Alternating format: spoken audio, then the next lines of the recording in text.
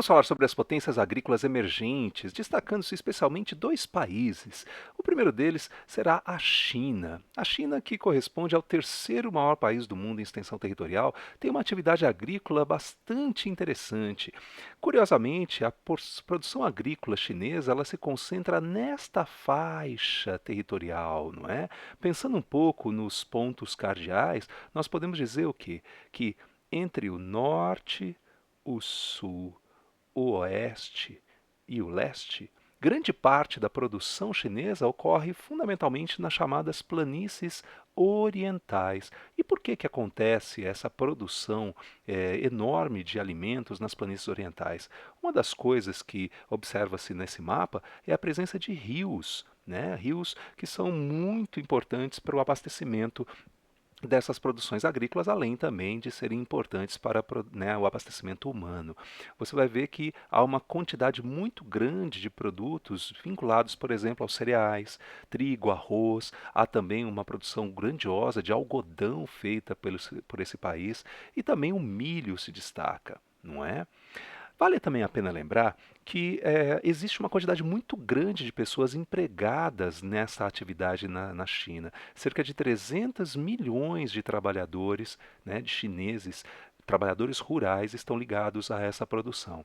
Claro que para os padrões chineses é um número muito pequeno, mas pensando um pouco em comparação a outros países do mundo, é uma população superior a toda a população brasileira. O que é interessante da gente destacar nesse momento também é que, do ponto de vista político, ocorreram algumas ações que foram voltadas para a atividade agrícola, principalmente na década de 70. Ocorreu nada mais nada menos do que as chamadas quatro modernizações.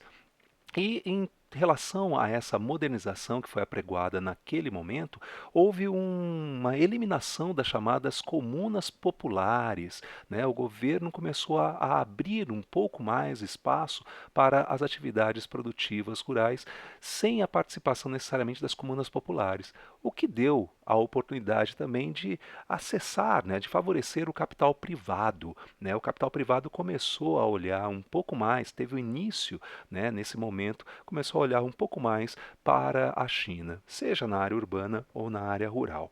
Então é bastante interessante essa referência e também o uso de máquinas. Começou a se fazer o uso em larga escala de máquinas agrícolas, ou seja, começa a existir também um processo de modernização das relações de produção, especificamente vistas em algumas outras nações. Também vale a pena a gente conversar um pouquinho mais aqui sobre um outro país, país vizinho à China, que é a Índia. A Índia é um país que tem uma produção enorme também de grãos, de alimentos, em função também do seu grande contingente humano. Eu posso aqui destacar alguns deles. Por exemplo, o trigo é uma cultura que se desenvolve bastante nesse país. O arroz é uma outra cultura, principalmente nas várzeas dos rios. O algodão também se faz presente, já que existe uma tropicalidade, né, climas mais quentes nesse espaço. O amendoim também é uma outra cultura que chama a atenção. Cana-de-açúcar nas áreas um pouco mais quentes e úmidas. Frutas em geral. É também possível de você encontrar legumes, é uma produção também bastante significativa. Pecuária também, né? Há um desenvolvimento bastante grande, não necessariamente para atividades econômicas, e a erva mate, que foi muito explorada, né, pelos britânicos no momento em que esse espaço foi sua colônia. Essa produção que você está vendo aqui, né, enorme e variada, tem muito a ver com a Revolução Verde, com as técnicas estabelecidas pela Revolução Verde justamente após a Segunda Guerra e que foram disseminadas por alguns países subdesenvolvidos. Particularmente no tocante à Revolução Verde, trouxe benefícios nesta região, na Península Indostânica e particularmente na Índia, referentes aos fertilizantes e às sementes que foram mais selecionadas. No entanto, não houve uma utilização significativa para atividades relacionadas à mecanização, não é? Não houve esse aspecto. O país em si ele tem pouca mecanização.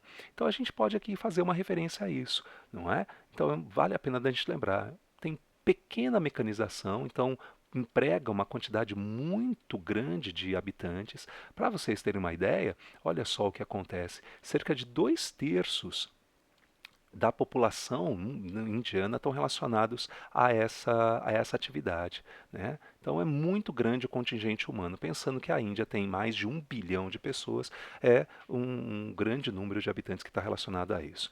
É uma atividade que, diferentemente dos países emergentes, dos países desenvolvidos, perdão, ele abarca 20% do PIB do país.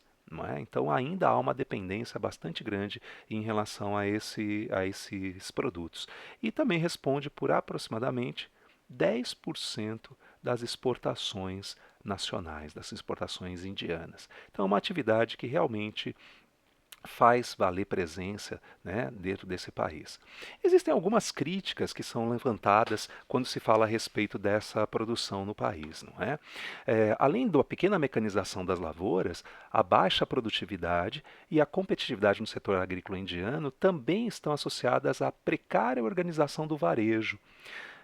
A falta de um armazenamento a frio, né, muitos produtos não são colocados em refrigeradores, em geladeira, e a comercialização da produção em mercados abertos provoca um rápido apodrecimento das mercadorias e, consequentemente, grandes prejuízos ao agricultor. Então, apesar da produção ser grande, não há efetivamente um desenvolvimento significativo. É isso.